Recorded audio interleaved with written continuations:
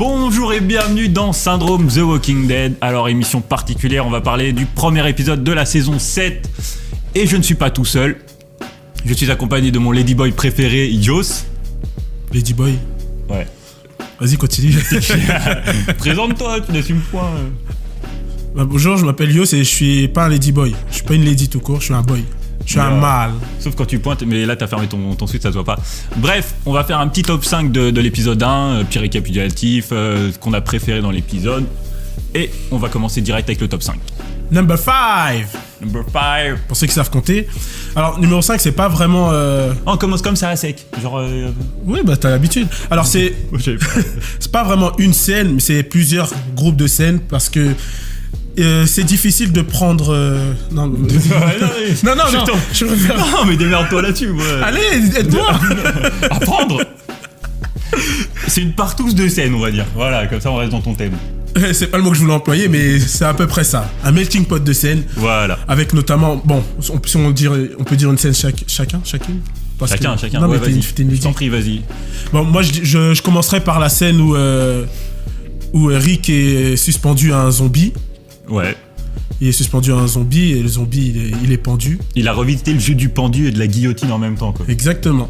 Après, on savait qu'il allait pas mourir. C'était un faux suspense. Mais ça jouait sur la psychologie du personnage. C'était une scène un peu fanservice gore, quoi.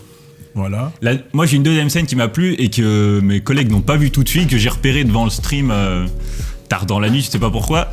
C'est en gros, regardez bien quand les ennemis s'en vont, enfin la bande des saviors se casse. Regardez bien dans l'arrière-plan, vous verrez un des saviors qui prend en photo ce qui reste d'un des cadavres. Je sais plus si c'est le cadavre de Glenn ou d'Abraham, mais regardez bien, il a une espèce de Polaroid, il prend la photo et il se casse. Assez gore.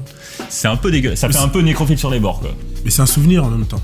Parce on n'est pas sûr qu'il se souvienne de cette journée, donc il préfère prendre une photo au cas où. Mais ça me rappelle, je crois, si c'était dans la saison 6, où il y avait des photos justement de cadavres dans une pièce. Je sais pas si tu te souviens. Si. Où ils sont rentrés, d'ailleurs c'était des mecs de Negan qu'ils ont tués, et il y avait un moment plein de photos de cadavres affichées sur les murs. Ça m'a rappelé ça aussi. C'est peut-être lié, hein. Probable. Alors le numéro 4, on a mis la mort d'Abraham. Voilà. Parce que c'est un personnage important, mais pas autant que certains dont on vous parlera juste après. Comme Morgan ou Michonne. Ouais. Pourquoi Non. Pardon, Ezekiel. Ezekiel, t'as oublié T-Dog. Donc, et l'autre qui perd une jambe. Bref, donc la mort d'Abraham, forcément, quelque chose qu'on attendait fortement depuis l'année dernière. Parce qu'on savait qu'il allait y avoir un mort cette saison. Enfin, en tout cas, dans l'épisode 1, on savait qu'il allait y avoir un mort sûr. On savait pas trop qui c'était. Ensuite, il y a eu quelques rumeurs. On a eu des doutes aussi, et on a eu, on va dire, quelques précisions sur le dernier trailer qui est apparu, parce qu'on a vu une trace de sang du côté droit de Rick. Donc forcément, c'était quelqu'un à la droite de Rick, des gens qui sont alignés, et dedans, il y avait Abraham, Glenn, Michonne et Daryl. Mais Daryl était, je crois que c'était le plus éloigné de tous, donc forcément, ça pouvait pas être lui. Il était déjà blessé à moitié à terre, donc ça en plus, on se doutait que ce serait pas lui parce que c'est quand même un des persos les plus appréciés de toute la série. Donc bref, Abraham qui se fait complètement éclater la gueule par Lucille, la batte de Negan, après un magnifique Amstramgram. Enfin, la version américaine, j'ai vu comment il dit. Inimi, un truc, ouais, j'ai pas arrivé à suivre. En plus, ce bâtard, il le fait longtemps. Et t'as bien le truc de caméra où on voit juste la batte et le visage en angoisse, en grosse rasera de la personne là. Genre, ce sera toi, non, c'est ta mère, non, je compte jusqu'à 3, et puis non, je reviens, et ainsi de suite. C'est ta mère ? Qui ? Non, j'ai pas dit c'était non, c'est. Voilà, bref. Et donc, au bout d'un moment, il lui en met une bonne sur la gueule. Et avant le dernier mot de Abraham, qui correspond bien à Abraham, hein, qui est un peu le militaire un peu beauf près de l'équipe, mais qu'on aime bien quand même. Suck my nuts en anglais. Donc je te laisse traduire le français. Mange des nuts. Voilà. J'allais dire ça, mais les bolos. On a fait bac plus 18 en anglais. Mange mes nuts. Et après, il l'achève, il lui éclate la tête, et il l'éclate au sol, il le finit dans la plus grosse des giclates d'hémoglobine, d'où le t-shirt un peu aujourd'hui. Hein. Bref, ouais, une mort un peu gore quand même.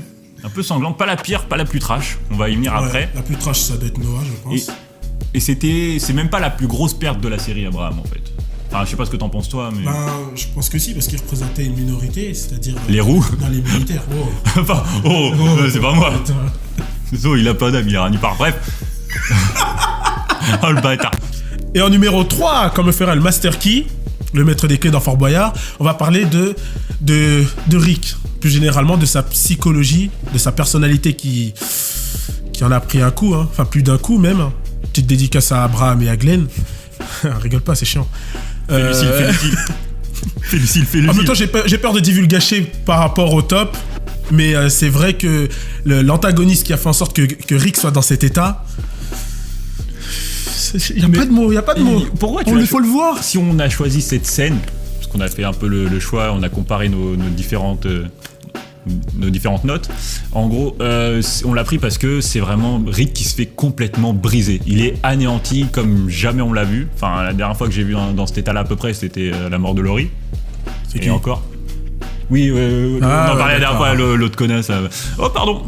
S'il y avait des fans de Laurie, je suis désolé, j'aime pas trop. Mais ouais, là, il est complètement anéanti. Il est dans un état pitoyable. Et pourquoi d'ailleurs, si tu peux raconter? Mais si je raconte, spoiler, hein. Ok, ouais, c'est dû à l'antagoniste principal de Previously on AMC's The Walking Dead, qui n'est d'autre que Negan. Il l'a anéanti. Il est en train de pleurer. C'est la première fois qu'on le voit pleurer autant comme un bébé, comme toi la dernière fois. Il a la grosse morte du gamin qui a fait une connerie, genre qui il a la crotte de nez dans la narine gauche. C'est plus une crotte de nez, mais c'est un fleuve là. Il y a un fleuve de morts qui se balade. J'ai pas l'habitude, mais toi. Ouais. Moi j'avais un stream sur grand écran, ça. On aurait dit Flubber le truc. Pour les plus anciens. C'est dégueulasse. Clairement. Mais en fait, parce que Negan dit à Rick, c'est même pas Negan qui menace de couper le bras de Carl, c'est Negan qui dit à Rick, coupe le bras de Carl pour moi. Et moi j'ai fait la parenthèse tout à l'heure en demandant parce que je me souvenais plus. Ça nous a rappelé, en plus comme il y avait Abraham dans la série, ça nous a rappelé justement la scène de c'est biblique, je crois. Oui. Quand Abraham doit sacrifier. Dieu demande à Abraham de sacrifier son fils pour lui. Voilà. Pour pouvoir éprouver et il sa foi. l'arrête avant. Et c'est exactement ce qui s'est passé avec Negan. Oui, il l'arrête aussi. Numéro 2, qui est la mort de Glenn. Adieu mon petit bridé. Je suis désolé. Enfin, débridé parce qu'après le coup qu'il a pris sur la gueule. Voilà, donc voilà la mort de Glenn. Alors, pour le coup, autant Abraham, ça passait, c'était triste, mais ça passait. Mais pourquoi ? Mais parce qu'il est arrivé plus tard. Ouais, parce qu'il est arrivé plus tard. Oui, t'allais dire qu'il est roux, c'est pas bien ça. Mais c'est de l'humour, hein, que les roux se détendent. Restez cool, les roux cool. Oh, c'est pas bien. Je me dissocie de ma propre vanne. Non, revenons sur Glenn, parce que c'est quand même une mort très importante. Le mec est là quand même depuis la saison 1. C'est un des généraux de Rick. Presque un bras droit, on aurait pu dire. Enfin, c'était plus Daryl le bras droit, mais on va dire s'il avait eu 3 bras, s'il avait été ch'ti, il aurait été son tour. Non, c'est pas bien ça. Non, c'est Tchernobyl. Ouais, en plus, les consanguins. Alors, donc voilà, quand même, Glenn, pour le coup, j'étais triste en fait. Après, je me suis fait spoiler pas mal les morts des deux, donc je m'y attendais. Je me suis dit peut-être que ce sera que des hoax balancés par la prod pour tromper c'est pour tromper les acteurs d'abord et ensuite nous tromper nous aussi. Bah non. Mais quand j'ai vu la mort d'Abraham, je me suis dit ça y est, c'est foutu de toute façon. Et de voir Glenn mourir, même en le sachant, ça fait quand même mal en fait. Parce que moi je l'aimais bien et en plus sa mort, je sais pas ce que t'en as pensé, mais elle est bien dégueulasse quoi. Ouais, elle est dégueulasse, elle est gore et surtout on s'attendait pas, on savait que une personne de la bande de Rick allait mourir. Ouais, c'était prévu ouais. Et après, quand on a vu Abraham qui meurt en premier, il faut le dire aussi, on ne s'attendait pas du tout à ce que Glenn subisse le même sort. Après, le même sort, il a pris plus cher. Parce que... Ah oui, quand je dis gore, c'est vraiment gore, dans le sens où après qu'il s'est mangé le premier coup de Lucie... T'as le trou. Il y a une bonne crevasse dans le crâne, le côté, c'est le côté gauche qui est complètement déchiré, un peu défoncé, avec un œil qui ressort. Qui sort de l'orbite. On se dit, quand il prend le premier coup, peut-être qu'il est juste un peu assommé vénère et qu'il va pas mourir. On l'espère qu'il va pas mourir. Et en fait, on voit sa gueule, on se dit c'est foutu de toute façon. Non, mais après, voilà, ça devait arriver. Les scénaristes ont décidé ainsi. Hein. Ouais, c'est un peu dommage. Je trouvais que c'était un personnage vraiment important dans la série. Après, il fallait qu'il y ait un personnage vraiment important de ce niveau-là. Parce qu'Abraham on peut dire ce qu'on veut, il était pas aussi important que des persos comme Glenn ou Michonne ou même Maggie. Donc il fallait un personnage de ce calibre-là qui est là depuis très longtemps, qui meurt pour vraiment donner encore plus de crédibilité à Negan et l'envoyer encore plus haut dans le statut du super vilain. Parce que là, on est passé à un stade bien au-dessus du gouverneur. Ça pouvait pas être Daryl de toute façon. Non, jamais Daryl. Tu es pas Daryl, sinon j'arrête la série, moi je vous le dis cash. C'est mon redneck. Bref, on va passer au numéro 1. Alors en numéro 1... Finnegan. Vous avez un problème les blancs avec la danse. Mais il s'agit bien effectivement de Negan. Mais t'as la monte. Alors lui, il est machallah comme on dit chez Tommy. Il y a rien. Wow. J'ai pas les mots. Il est C'est le patron. C'est le négationniste. Oula, bon, encore une fois, je me dissocie de ses propos. Pareil. Mais il n'y a rien à dire. C'est le super vilain. Voilà. Il n'y a pas meilleur antagoniste depuis le premier épisode de Previously on AMC The Walking Dead. Bah, en fait. Non, il n'y en a pas. Non. Il y a eu le gouverneur, mais il Mais parce que, ouais, même le gouverneur, ils avaient mis la barre haute avec lui, mais Negan, il a tout relevé en un épisode. Et contrairement au gouverneur, il a eu un épisode à sa gloire aussi, Negan. Le premier épisode, c'est le. Ouais, c'est un épisode à sa gloire. On peut dire ça comme ça. Non, mais c'est clairement à sa gloire. Il a brisé le héros, il a brisé Rick, le groupe. Il a brisé l'équipe. Tout le groupe. En un seul épisode, tu dis waouh. Il est charismatique. Il est marrant. Joué par Jeffrey Dean Morgan. Mais j'aime bien, il est pas hypocrite aussi. Tu sais, Ouais, il joue pas un rôle comme le gouverneur en mode non, je suis gentil, je te la mets à l'envers, derrière de. Tu vois. Parce que le gouverneur lui manipulait sa population. Voilà. Alors que Negan, il te dit clairement, il y en a un de ton groupe qui va mourir. Il te le dit. Maintenant. Et il l'a fait. Et non, il a pas respecté ses promesses. Hein. C'est vrai, il en a tué 2. Non, mais. En fait, il est pas si badass que ça. Hein. Ouais, c'est une fiotte. Non, en vrai, le mec il va un peu loin, tu sais toujours. Mais en vrai, non, c'est ça que j'aime bien, c'est qu'il dit clairement dans ton équipe, il y en a un qui va mourir, et parfois t'as des vilains comme ça qui parlent beaucoup et qui ne font rien derrière, on voit rien parce que on veut, enfin la série qui est un peu politiquement correcte. Et lui, il y va, il s'en bat les steaks. Et même le mec à terre, bam, il continue, il éclate, on voit les giclettes de sang. Il est badass, il est vénère, il est intelligent, c'est un gros psychopathe. Il a brisé mentalement Rick, il a brisé le crâne d'Abraham, il a brisé... De quoi ? Il t'a brisé les couilles. Ouais, moi aussi. Ça m'a un peu énervé, je dis, mais attends, mais tu es pas Abraham. Il est militaire quand même. Le pauvre, non mais en vrai, Negan c'était tout ce que tout le monde attendait. Parce que ouais, dans le comics, pareil, il est extrêmement adoré. Enfin, et détesté en même temps, mais voilà... C'est pareil, voilà, on se comprend.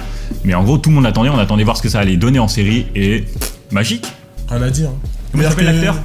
Jeffrey Dean Morgan. Bien ouais. Donc ouais, super prestation de l'acteur. Et le personnage, il était génial quoi. Enfin moi, il m'a mis sur le cul tout l'épisode. J'attendais ses punchlines, le fait qu'il fasse un Instagram pour décider qui il va tuer, la petite balade qu'il fait avec Rick, qui lui dit, il lance sa hache dehors, il dit, va chercher ma hache, ramène-moi ma hache. Il est trop fort. Et même quand Rick il est sur le toit, il continue à tirer, genre démerde-toi, dépêche-toi. Et pourtant il lui sauve la vie derrière. Enfin, il y a plein de choses comme ça. Enfin, vraiment, Negan il m'a mis sur le cul, sachant que je lis pas le comics. Enfin, j'ai pas lu le comics jusqu'à Negan, j'en suis pas là, donc je savais pas à quoi m'attendre. Et clairement, j'ai hâte de voir la suite. Mais pour ceux qui ont plus d'infos sur les autres groupes, etc., n'hésitez pas à les mettre dans les commentaires ou sur la page Facebook, etc. Enfin, moi j'ai envie de savoir ce qui va se passer vraiment. Pour le coup, cette saison-là, c'est peut-être une de celles qui m'a mis le plus la hype sur le premier épisode direct. Oh, je suis d'accord avec toi. Après, Classic, ça avait bien démarré aussi. Extrêmement bien démarré. Mais vraiment, la 7 là, avec Negan, j'ai vraiment hâte de voir ce que ça va donner. Pour moi, ça a redonné un bon coup de motif dans la série. Non, mais c'est ce qui manquait. En tout cas, c'est subjectif. Dans The Walking Dead, c'était un vrai antagoniste. Et là, on l'a. Là, clairement, on l'a, ouais. Je pense qu'on peut conclure là-dessus. Bref, moi je vous invite à vous abonner si ça vous a plu. N'hésitez pas à lâcher un petit like, un pouce, ça fait toujours plaisir et ça nous aide fortement. Ça nous montre qu'il y a du soutien. Les commentaires, bien sûr sur Facebook. Partagez la vidéo en masse. Faites plaisir à vos amis. Par contre, faites attention, prévenez-les avant qu'il y ait du gros spoil. Enfin, moi je le dis à la fin de l'émission, c'est un peu con, on aurait dû le dire dès le début. Parce que là, si vous avez vu l'émission, voilà. Mais on le préviendra de toute façon, mais prévenez les potes qu'il y a du spoil parce que voilà, sinon ça gâche un peu l'épisode. Et sinon, merci d'avoir regardé l'émission. Nous, on se retrouve la semaine prochaine parce que maintenant ça va être chaque mardi. Il y aura la vidéo, voilà, parce qu'on va se taper tous les épisodes et tous les enregistrements. Bref. Voilà, qu'est-ce qu'on peut dire de plus ? Je te laisse le mot de la fin ? À la prochaine.